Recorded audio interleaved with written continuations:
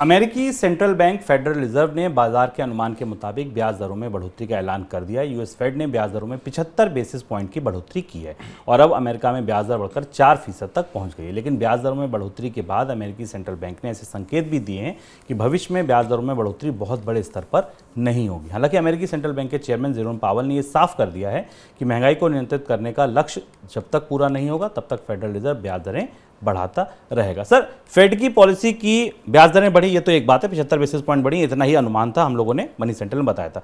इसके अलावा तीन सबसे बड़ी बातें इस पॉलिसी की क्या रही? फेडरल रिजर्व की कल की पॉलिसी बाजार की दृष्टि से, बाजार की निगाह में अपेक्षित थी 75 बेसिस पॉइंट की, पर यहां से दुनिया की अर्थव्यवस्थाओं के लिए, भारत जैसी अर्थव्यवस्थाओं के लिए और पूरे विश्व के मौद्रिक प्रणाली के लिए एक दूसरे किस्म की चुनौती शुरू होती है। इसे हम इस तरह से समझ सकते हैं कि दुनिया भर के बैंक और खासतौर से अमेरिका का फेडरल रिजर्व महंगाई की बीमारी को रोकने के लिए जल्दी मंदी लाने की वैक्सीन लगाना चाहता था और उस वैक्सीन के जरिए वो महंगाई को तोड़ना चाहता था, जैसे कि वैक्सीन के असर से हल्का फुल्का बुखार आता और वायरस खत्म हो जाता है। कल अपने पूरे भाषण में इस 75 बेसिस पॉइंट की बढ़ोतरी के साथ फेडरल रिजर्व ने जो घोषणाएं की वो इस वैक्सीन के, जो ताजी वैक्सीन दी जा रही है, इस वैक्सीन के आंशिक रूप से कामयाब होने की या कुछ हद तक असफल होने की घोषणाएं हैं। वैक्सीन ये थी कि बड़ी बीमारी को रोकने के लिए छोटी बीमारी इंड्यूस कर दी जाए, यानी आपको बड़ा बुखार ना आए इसलिए हल्का बुखार दिया जाए। बड़ा बुखार क्या था? बड़ा बुखार था स्टैगफ्लेशन। दुनिया को स्टैगफ्लेशन में नहीं जाना चाहिए, यानी कि आर्थिक विकास दर भी गिरती रहे और महंगाई भी बढ़ती रहे। ये ज़्यादा बड़ी समस्या है क्योंकि इससे ये बहुत जिद्दी और जटिल होती है। इसमें एक चीज़ दूसरी चीज़ को सपोर्ट करती रहती। इसके बजाय एक छोटी मंदी, 6 महीने 8 महीने की, साल भर की मंदी, एकदम उत्पादन गिरना, मांग टूटना और उसके बाद फिर बहुत तेज रिकवरी आती है, उसे रोका जाए। कल फेडरल रिजर्व ने 3 बड़ी बातें कही। एक तो फेडरल रिजर्व ने कहा कि हमारे पास अभी ऐसा कोई अनुमान नहीं कि महंगाई कब तक कम होगी, यानी फेडरल रिजर्व को समझ में आ गया कि इस इलाज के बाद भी महंगाई 8%, अमेरिका में तो 8% लंबे समय से बनी हुई है।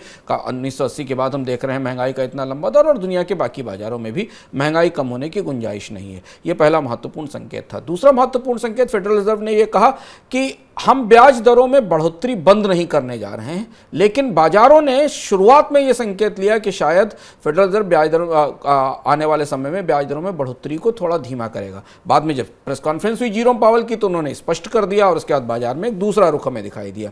घोषणा के समय बाजारों ने दूसरा रुख दिखाया था और उसके बाद दूसरा रुख आया। जेरोम पावल ने कहा कि ब्याज दरों में बढ़ोतरी पॉज करने या रोकने नहीं जा रहे हैं, ऐसा कोई हमारा प्लान नहीं है। संकेत ये लिए गए कि शायद 75 बेसिस पॉइंट की जगह 50 बेसिस पॉइंट या 40 बेसिस पॉइंट की धीमी बढ़ोतरी होगी। और तीसरी और महत्वपूर्ण बात यह कि फेडरल रिजर्व ने कहा कि हम सॉफ्ट लैंडिंग की, यानी अंततः मंदी ना आने की गारंटी नहीं दे सकते।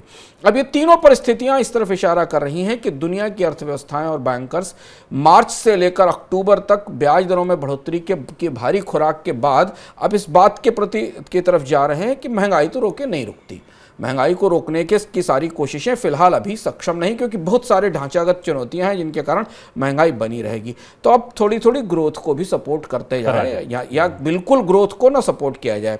तो कल जेरोम पावल ने यह भी कहा कि हमने जितनी बढ़ोतरी की है उसका असर आने में थोड़ा समय लगेगा। हम ये भी नहीं चाहते कि इकोनॉमिक ग्रोथ पूरी तरह टूट जाए। और ये एक किस्म से उस शब्द का, जिस शब्द का इस्तेमाल करने से दुनिया के बैंकर डरते हैं। दुनिया के बैंकर शुभम रिसेशन शब्द का इस्तेमाल करने से नहीं डरते हैं, दुनिया के बैंकर इन्फ्लेशन शब्द का इस्तेमाल करने से नहीं डरते, दुनिया के बैंकर स्टैगफ्लेशन शब्द से सबसे ज्यादा डरते हैं, क्योंकि स्टैगफ्लेशन इस पूरे परिवार का सबसे जिद्दी और सबसे नकचढ़ा बच्चा है, इसे संभालना सबसे मुश्किल काम है।